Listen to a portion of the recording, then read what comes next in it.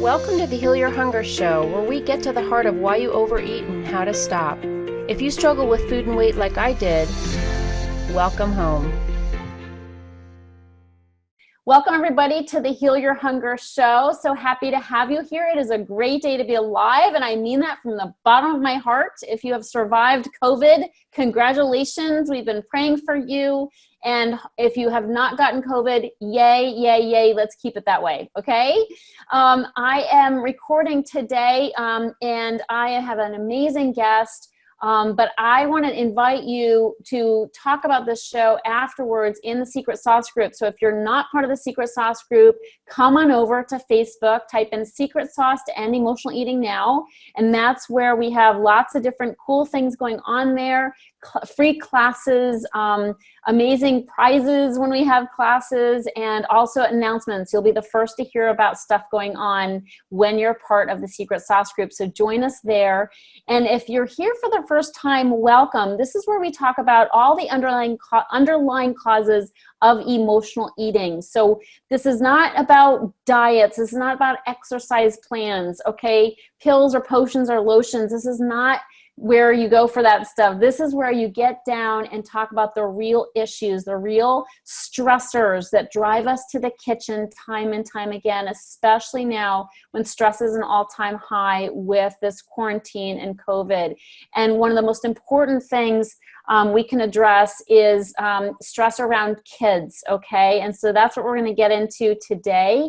I just want to say, if you're at this show and you're not positive if you're an emotional eater or not, you kind of feel like you might be, but you don't know what that is, take the quiz. Just go to healyourhunger.com, H-E-A-L, healyourhunger.com, and take the free quiz. It'll pop right up, and you can take the quiz and find out where you are, okay? There's a spectrum of emotional eating. Find out where you are on that spectrum and then what to do about it. So on with the show. I'm super excited about my guest because she's a really good friend. She's just a lovely person. Katherine, I'm going to brag about you, but first I want you to say hey. Hey, everybody. So lovely to be here. I'm just excited. Thank you for the invitation. Oh, it's wonderful to have you. I'm going to just talk a little bit about you from your incredible bio, which I had to shorten because it's like, it would take up the whole show, basically. So Katherine Winter-Sellery is the CEO of the Conscious Parenting Revolution and creator of the guidance approach to parenting. And she has hosted several TED Talks on this topic, as well as just how to just get along. You know, she's the founder and chair of the National Summit on Mental Health and Mental Fitness, with sponsorship by the International Association for Human Values. And she brought together more than 50 scientists, politicians, and spiritual leaders with more than 500 attendees for a conference that looked beyond mental health treatment to holistic mental wellness. And that's really the stake in the ground that she has put for helping people move beyond a lot of different mental health issues in a spiritual way, in a holistic way. So there's so many other things. She's taught alongside, so many amazing spiritual leaders, Rabbi Abraham Cooper, Reverend Michael Beckwith, Congressman Tim Ryan, Marianne Williamson. I mean, she's just this beautiful, beautiful being and source of light and love in this world. So welcome, Katherine. So happy that you're here. Thank you so much. I'm just so happy to be here. I think right now, it's just a gift that you've given me an opportunity to be on your podcast. Well, and I'm wondering and guessing that some of your people in your community have children. And amen. Absolutely. With those kids. And in addition to all the other garden variety stresses in their life, they've just been amplified because everybody's living on top of each other. Yeah. So kids are driving parents crazy right now. I would guess. You know, I've got a lot of coaching clients who are like, Tricia, here I am. I'm with the kids all day long. Where do I get pockets of space for me? Yeah. And how do I keep them entertained without just hanging out in the kitchen and eating with them? And how do I keep from being driven to the kitchen because they're driving me nuts? So this is a perfect topic. Perfect. Yeah. Exactly. So tell me how you got into this beautiful work that you do. Sure. So, I think, like all of us, right, our lives have determined so much about what we end up doing professionally. Absolutely. And I came from a blended family. So my dad had a child from a previous marriage. My mother had 2 children from a previous marriage. They got married. They had my sister and I. There were a lot of conflicts, and I would call it a lot of unconscious parenting.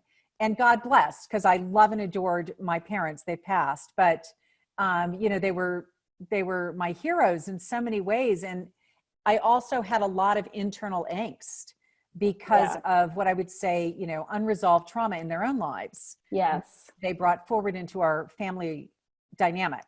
And is that what you mean by unconscious parenting?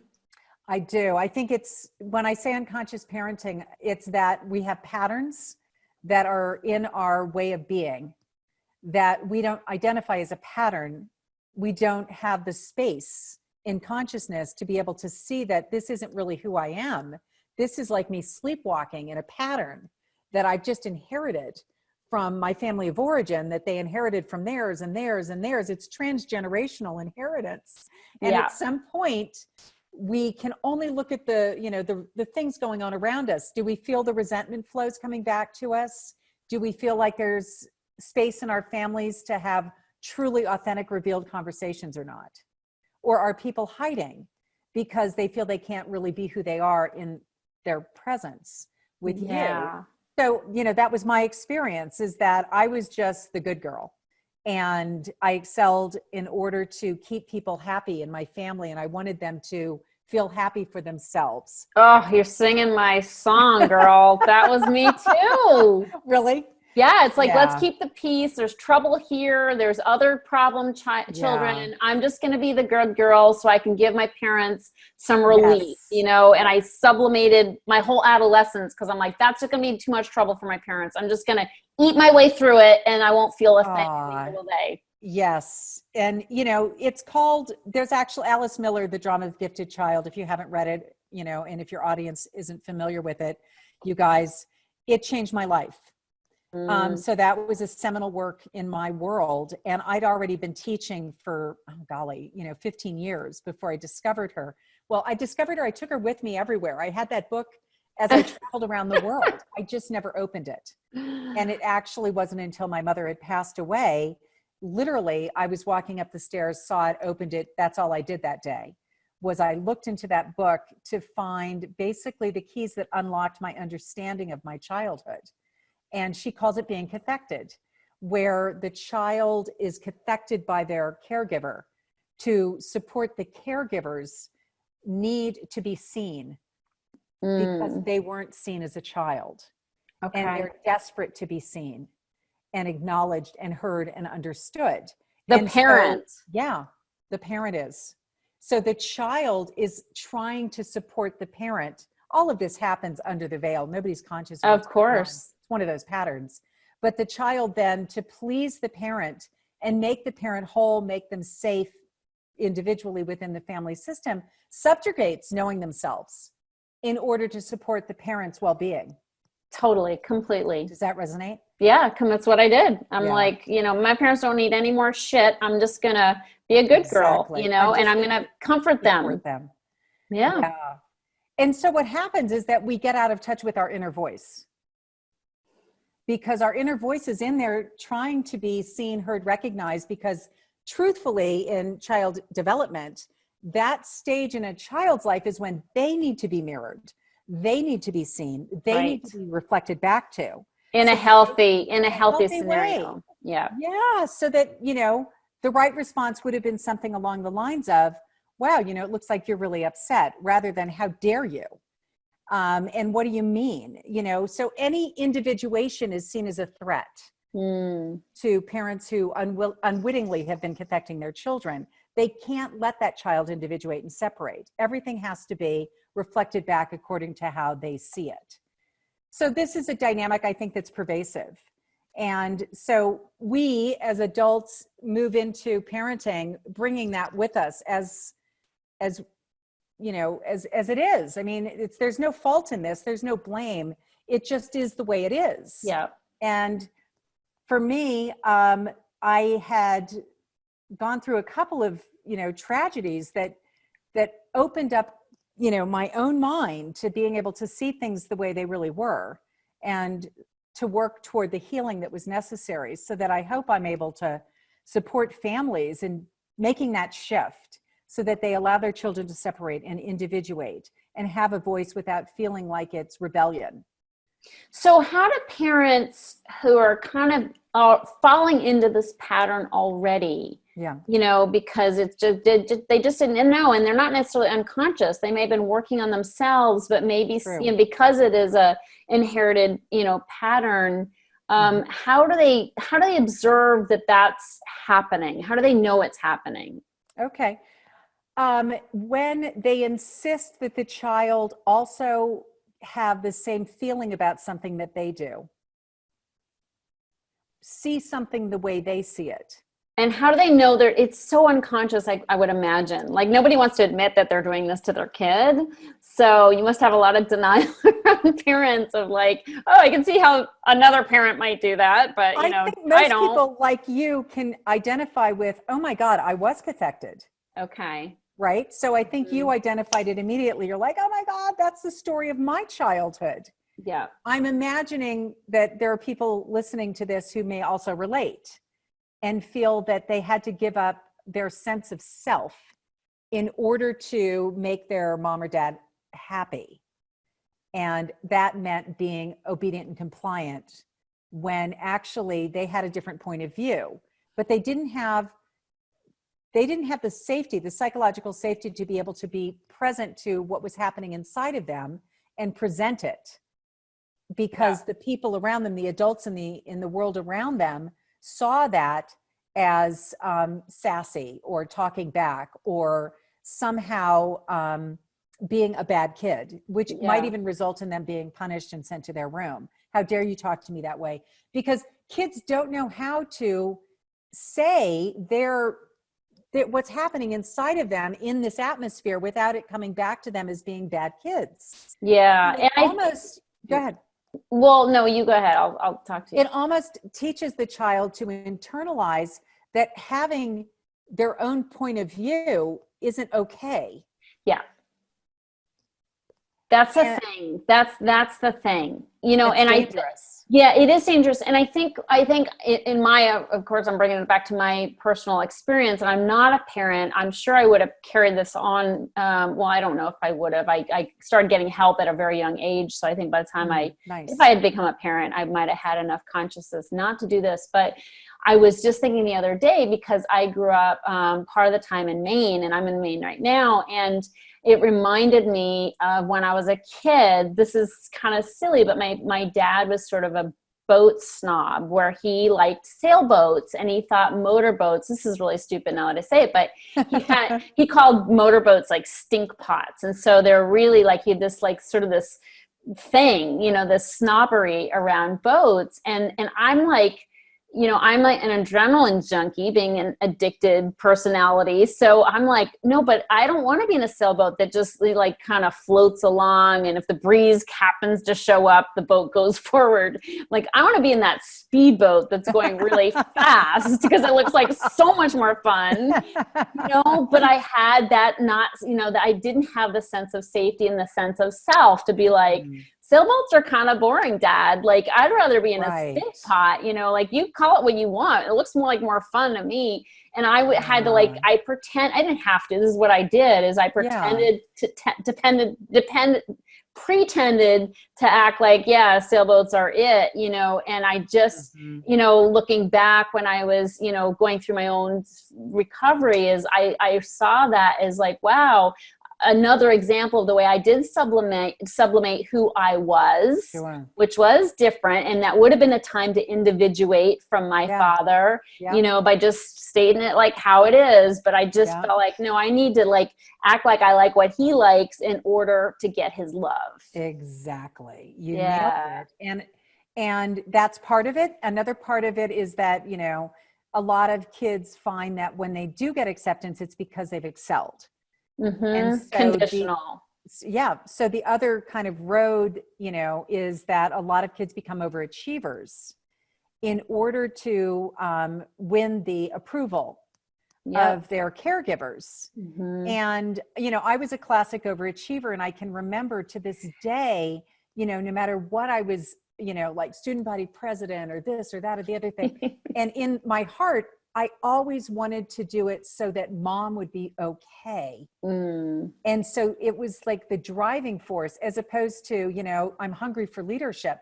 And it got to the point where it was hard for me to differentiate what is this is mine and what of this is for someone else. Mm-hmm. And, that's where it's back to, who am I, Alfie, right?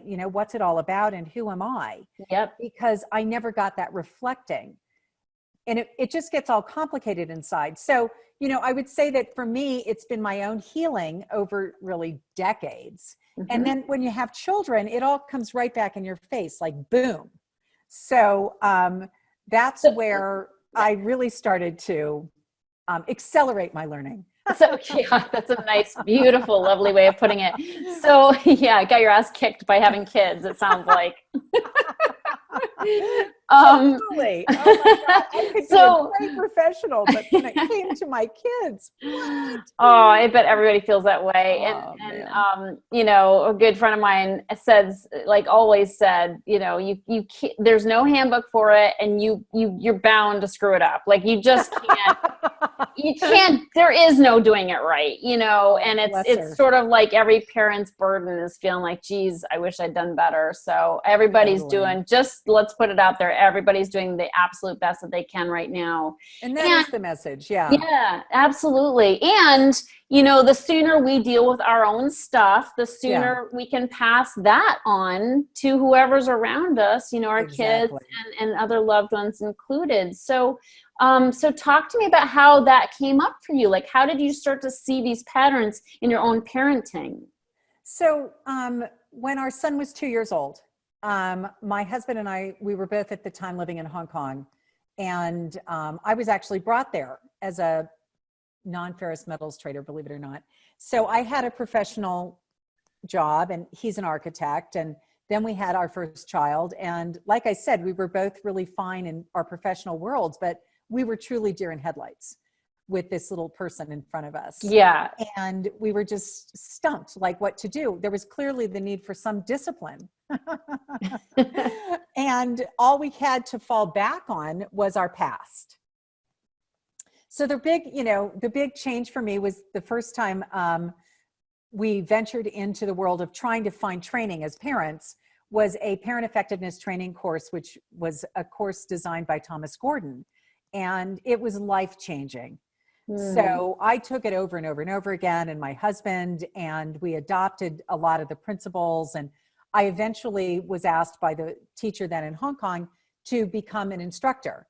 So I went through the training, I became an instructor. I ran that course in Hong Kong for years. Oh, wow. And then I met Dr. Louise Porter, who wrote a book called Children Are People Too. And she was a keynote speaker at a conference I attended, and I was riveted. And I started reading her book, and then I just actually started writing to her. And she differed from Gordon in some very important ways. And I just started saying, are you sure about this? And she said, well, I think so, but I'm happy to have a conversation with you. And so we started having conversations about just this one sentence. When you say to someone, when you did that, it made me feel really upset. And that's kind of a common thing that we say to each other is, something you did made me feel a certain way. And she broke that and said, if you say things like that, then basically you're saying this person is in control of your feelings and you've given your power away. And so we started there, recognizing that how I even talk about the things that are bothering me, and want to talk to the people that I perceive as the ones that are causing this bother within me, often falls into the category of making me a victim and making them the perpetrator. Right. And then blaming them. And blaming them for how I feel, which then justifies how I respond to it. Because then I'm justified to punish them as if they made me feel that way, which is, of course, is absurd. Nobody makes me feel anything. Right. But that journey to no one makes me feel, that actually is a course in and of itself. Yeah. And it's an ongoing course. And, blame consciousness, I find, no matter how much I've studied it now, and it's been decades, is so deeply rooted in my mind and all of our minds that I constantly stop myself and say, okay, are you sure that's true? That this is the one that's responsible for how you're feeling right now? Do you really want to do that? I mean, Because honestly, don't you think you have choice somewhere in here? Yeah. Which is the more empowering perspective. It is. And so it's an incredible nuance to have experiences of, but yeah, that loud music is irritating me. Yeah. And I want to talk about it without making the other person wrong. Mm-hmm. I So want how do to you talk do that? about that. So how this is really all my work is to support people in learning how to have those conversations, to be able to say, hey, this thing over here, this loud music is really upsetting to me right now because of, and fill in the blank, because I'm going to be on a podcast in a few minutes, because I've got this event that I'm planning, tomorrow night. I've got a lot of stuff on my plate. I'm sure for you, it's relaxing and you're having fun and you're cooped up. And I totally get that. I'm wondering what we can do to solve this, because I really want to honor your needs as well as mine. And now that to me is a conversation where everybody's involved. Yeah, I love that. It's not one-sided. It's like, I'm having feelings here. You're having your own experience. Let's come together and find a solution. That's it. Beautiful. And that's pretty much everything. For parents who have what I would call bandwidth issues. Okay, who doesn't? Yeah, they've got bandwidth issues all the time, but right now more than ever is my guess. Yeah. Right. We're all working together. I've got, my daughter here who's finishing her last semester at USC at home. Mm-hmm. Her boyfriend's here who's in med school, who's prepping for the most important med exam in his life and doesn't know whether the centers are even going to open for it. Mm-hmm. He's been studying for it for a year. So, kids around me under stress. My husband's running his business from the basement. And I'm, every day we pick different spaces. Sometimes I'm in the garage because there's a great desk out there. Sometimes somebody else wants it. We're all just moving around and trying to find those right ways that we can be together, right? Mm-hmm. But bandwidth is definitely limited. And so when it's really limited, what are we? We're short-tempered. Mm-hmm. And of course, it's all about me. Yeah. But other people around me may feel like I'm doing something to them. Mm-hmm. And so that, again, is really just a conversation where if we're just self-revealing and saying, I've never been under more stress, and I can see you haven't either. And we're in this extraordinary time, which none of us have a roadmap for. And if I blow up at you, let me just apologize in advance, because just know I don't mean it. Oh, so like we're just facing the elephant in the living room before the elephant walks in. You face the elephant in the living room before it walks in, because that clears the air more quickly. Mm-hmm. And then when you've done your blow up, which we all are going to do, then it's easy to go back and say, how I told you when I would blow up necessarily not to take it personally and all that stuff? Well, I just did it. And I really hope you won't. And people aren't going to think that we're just, looking for a license to blow up. Well, hopefully not. This is all done in the sort of atmosphere of authentically wanting to create an atmosphere where everybody is going to fall down. Yeah. And not have to be somehow tarred by that brush. Yeah. When we fall down, us and our children, and we blow it and we do things that we are sorry we did, we yell at each other, we raise our voice, we act in ways that we're not proud of, we already feel bad about it. Of course. So do they. Yeah. Everybody does. Of course. So using some kind of punishment on top of it, how dare you talk to me that way? For all I've done for you, and going to the guilt trip, any of those kind of responses, they're not necessary. Yeah. So that's kind of what, one of the other ways that we can keep especially right now, but always keep our relationships more open, is to give people the benefit of the doubt.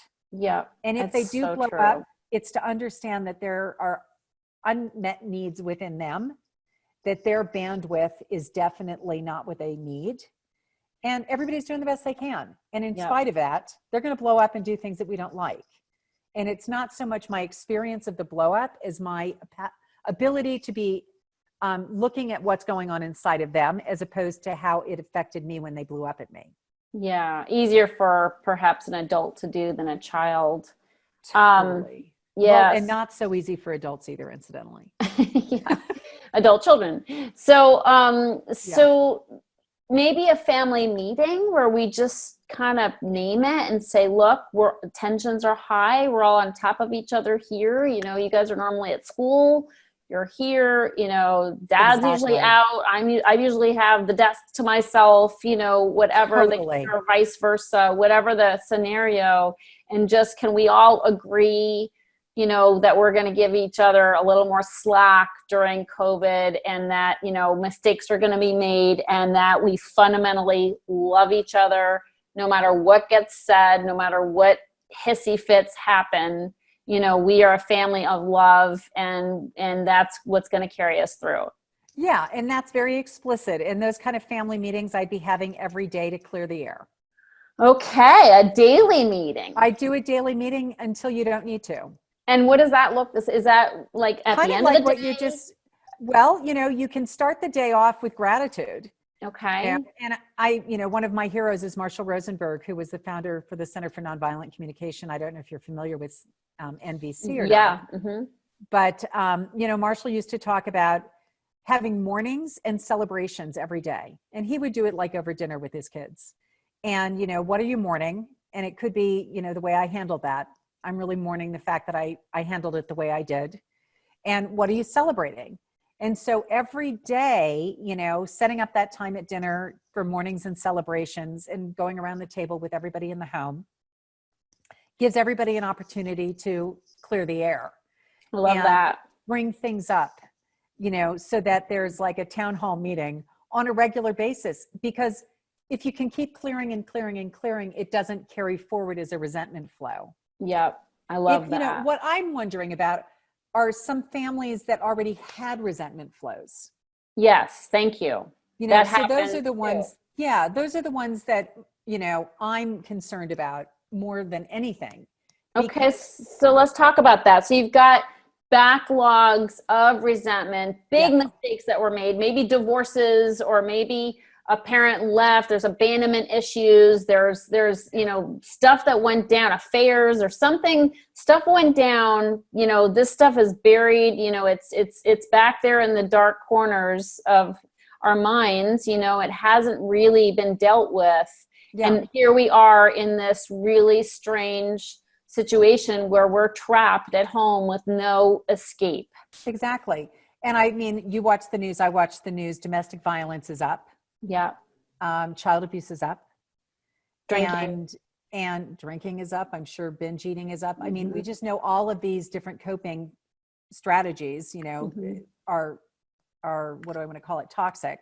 Yeah. And yet when you don't have the support you need, you know, again, it's just the way it is. So these families that may have already had a lot of pressure because they weren't clearing the air every day, they weren't doing, you know, mornings and celebrations, they weren't looking at the gratitude, you know, gratitude keeps us in a higher vibration. So, you know, at times like this, if we can look for the gratitude, like for me, I would say my gratitude is, you know what, this is so special that I'm getting to have all this time with my daughter and her boyfriend, who I really like, because every night we have dinner together. And this has been years since I've had this kind of time with her, Right. years. And so I'm just like loving it. But if you have a kid who is like hell on wheels, which Yeah. is happens, you Yeah. know, somebody's on the spectrum or somebody's just got a lot of backlogged, We you know, call pain. What do you do about that? yeah, children with the disposition of a car alarm. Yeah. You know, that's like, that's a harder thing to be grateful for. Totally. And, you know, and I've had parents who've, you know, been in my sort of circle where, you know, they probably have times they think, what the hell, you know, oh Yeah. my God, you know, when is this going to end? What did I ever do to deserve this? Yep. And this is really where we have to look at how we think about things and how we look at behavior. So we have evidence that there's kind of intrinsically a negative view of children's, quote, bad behaviors. Mm-hmm. So when these bad behaviors show up, there is this almost like automatic default reactive pattern to They could have done better and they didn't. And with this negative view that they're doing it on purpose, right? That's kind of what informs a lot of the traditional approaches toward how they deal with bad behavior, is this negative view of they knew better, they could have done better, and they chose not to do better. So I would debunk that and say that when that reactivity occurs, I call it the tragic expression of unmet needs. So it's a tragic expression of an unmet need. It's usually socially unacceptable. It's hard to be around, and the child's doing the best they can. And that's all true at the same time. Yep. So if we recognize all of that is true at the same time, and that person is drowning, when children are drowning, what we normally do is we punish them for it, because the way they drown is socially unacceptable. And there's kind of this unwritten law, you know, if you're going to drown, do it politely. And nobody can do it politely. You know, the truth is, when you're drowning, you can't be polite. Generally, I think what might be happening now is children are drowning. We see the tragic expressions in their socially unacceptable behaviors. Parents might be drowning too. Yeah. That's our big issue, I think, is that parents at some level understand that this child is simply drowning, and it's not good behavior, bad behavior, right behavior, wrong behavior. It is what it is. It's a child who doesn't have the skills to manage their internal worlds. So what we do is we start giving them the skills to do that. You know, one of the things that, if there's nothing else that people take away from today, is that when we reflect back to children what's going on, rather than blame them for how they're affecting how I feel, if I can do that and use these words, something in you. So something in you is really mad. Something in you is angry. Something in you is upset. Something in you is furious. Just the something in you creates a little bit of space so that they recognize that what they're talking about is something that's going on inside of them. It's not who they are. I love that distinction. They're not identified with it in that case. They have an experience which they're acknowledging is happening, but they're also acknowledging it's not who I am. That's important for Huge. everybody. Huge for everyone. So if your parents on this podcast can also use for themselves within themselves, rather than I'm angry or Right. I'm mad or I'm furious or whatever the I am statement. Or I want to kill this kid. I want to kill. Something in me wants to. Yep. And again, there's that part of us that is experiencing something, and we can be with that part, and our children can learn to be with that part rather than to be identified with it. And this is a really massive distinction. Yep. So just those little words. It's such a shift. It's such a slight shift, but it symbolizes so much. It's not who we are. This terrible feeling toward my kid right now, the kid that I love and cherish, you know, these violent thoughts I'm having in this very moment is Something not in who me is something in me. It is not who I am, and I'm not a bad parent. Be with that something in me. And that's the beautiful part. I don't need to shame that part of me. I don't need to be disgusted by that part of me. It's there. Yep. Be with it. And it's normal when your kid's acting that way. Of course it is.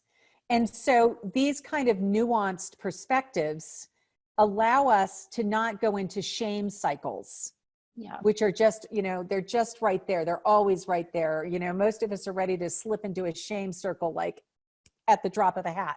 Yeah. So if we can stay away from blame and stay away from shame and just be with whatever's happening within us and support our children with what's happening in them, their nervous systems are dysregulated at that point, and probably ours are too.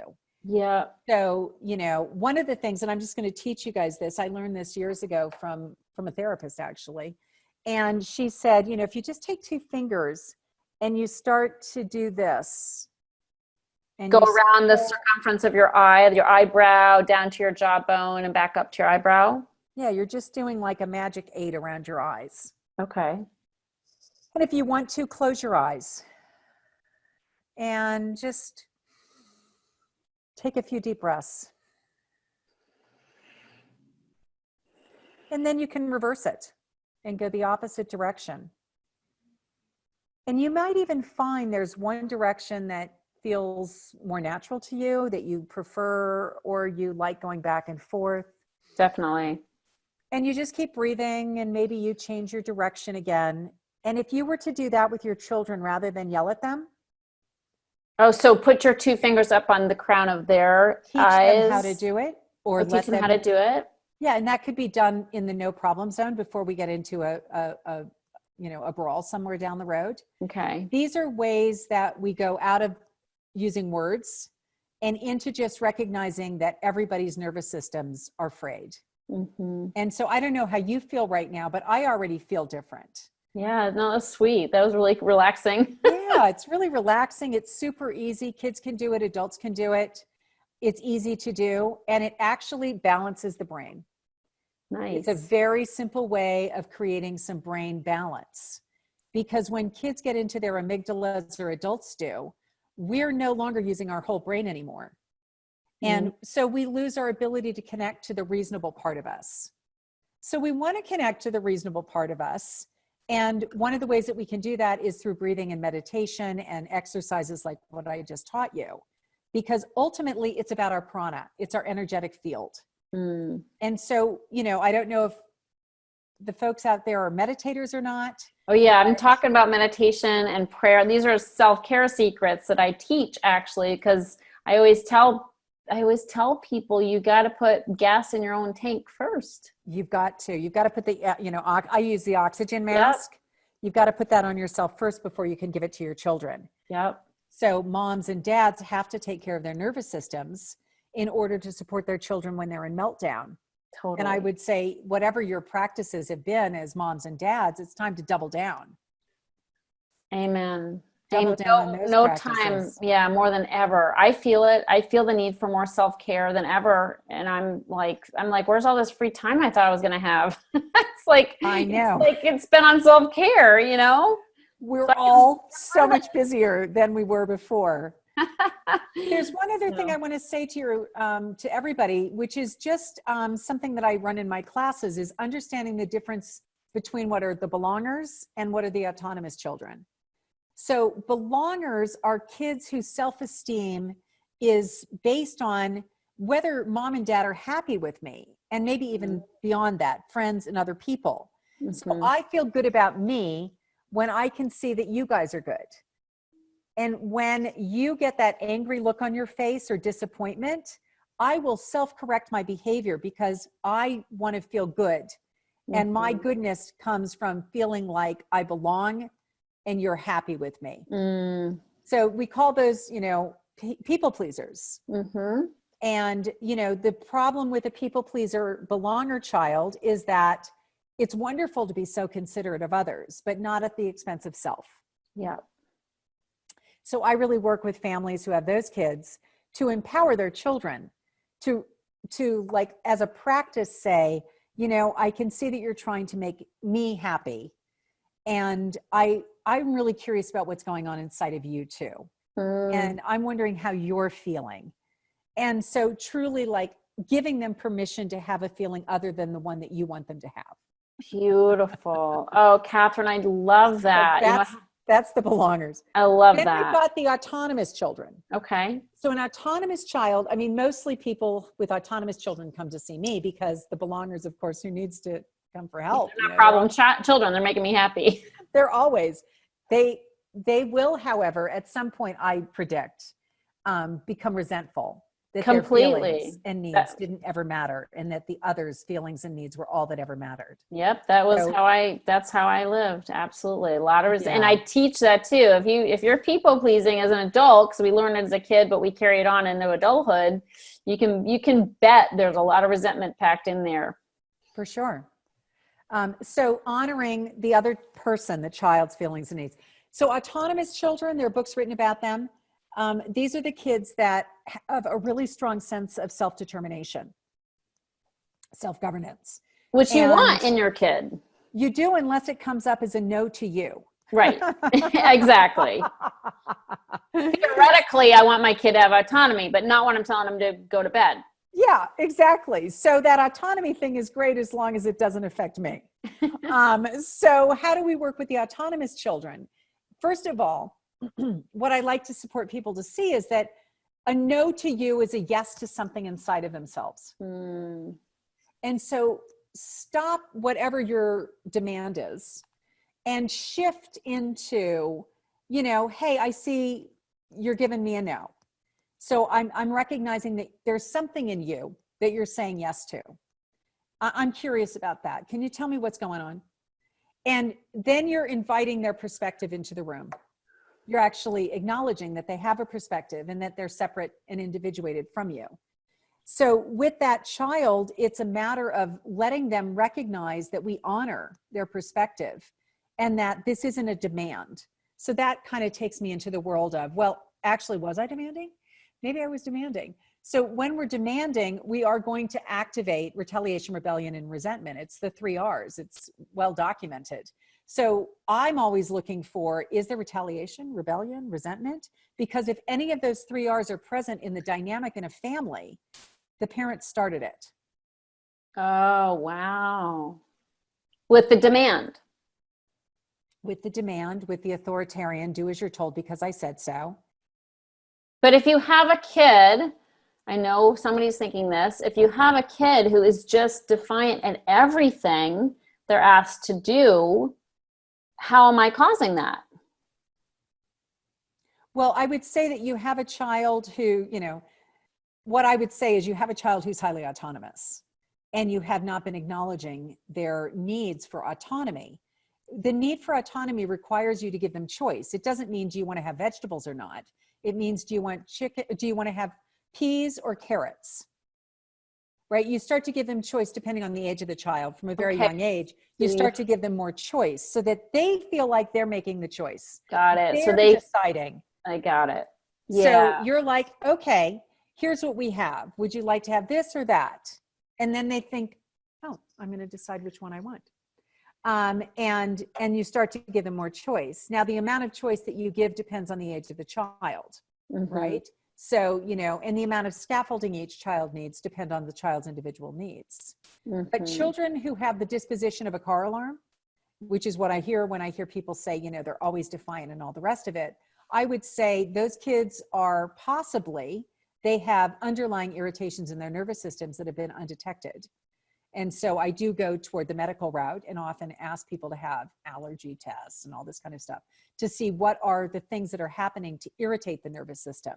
Because the brain doesn't have any pain receptors. If it's irritated, we see it through behavior.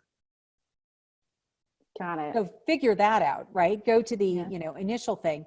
But we peel an onion. Yep. If we have disruptive behaviors, we look first to whether or not this disruption is because I have repeatedly never acknowledged your needs for autonomy and choice. In which case, those patterns have developed, and now the kid is swinging from a chandelier. Yeah. Okay. So there's rebuilding that has to be done because 3 out of 4 disruptions in the family are a result of the 3 R's. We know that from the research. Okay. So most of the time, it's going to be because of the way I'm working together with you to just go through my daily events of getting stuff done in the house. Cooperation, collaboration, harmony. I want all of that. But I'm going about it in a way that's actually creating retaliation, rebellion, and resentment. Okay, so we have to, I heard you use the word curious a few times, and I think that is a really powerful word for a parent, and that is to get curious. Like you the question was, I'm curious what's going on in you. Like what's that part of you that's angry, or what's that part of you that's saying no? And I think that curiosity, it sort of takes a pause. Like you get a pause in order to get curious. So instead of reacting, you're pausing and you're sort of repositioning instead of like, why won't they do what I want to do?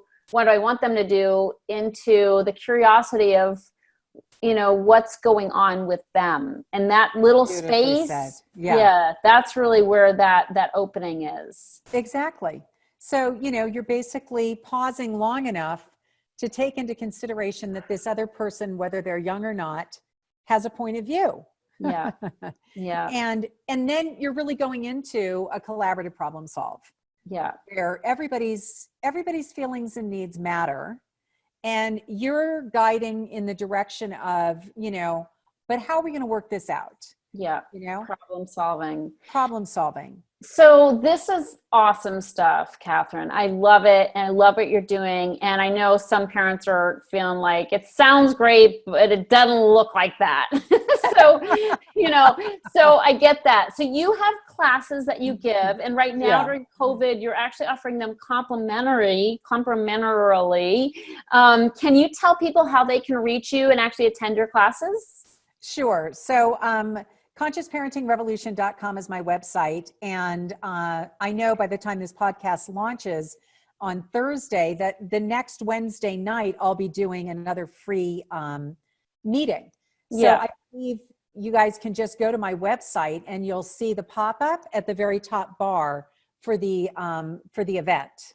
Yeah. Sign in and go to that. And I'm going to do that every Wednesday night for the foreseeable future, where I can get online and support people. That is amazing. Yeah. That is so amazing. You've got so much wisdom, and you've been in the trenches raising your own kids. So you know what you're talking about for sure, not to mention all the, the amazing certifications and studies that you've been involved in for so many years. So thank you so much, Katherine. Thank you so much. It's been amazing. Such a pleasure to be with you. Thank you. Thank you again. Yeah, I appreciate so much all that you shared here. It's been very enlightening for me, and I don't have kids, but I know this is stuff that we can use with other people. And absolutely, I've had people say, "You saved my marriage." So they came for a child, and happened. Yeah, it's all about communication. Absolutely. Well, thank you so much. And thanks everybody for tuning in. Be sure to join us in the Secret Sauce group for other cool things that are going on. And we love you, and tune in next time for another great show. So thank you, Katherine. I love you so much, and I appreciate you. Girl. Thank you. Okay. Be well. Thanks. Bye-bye.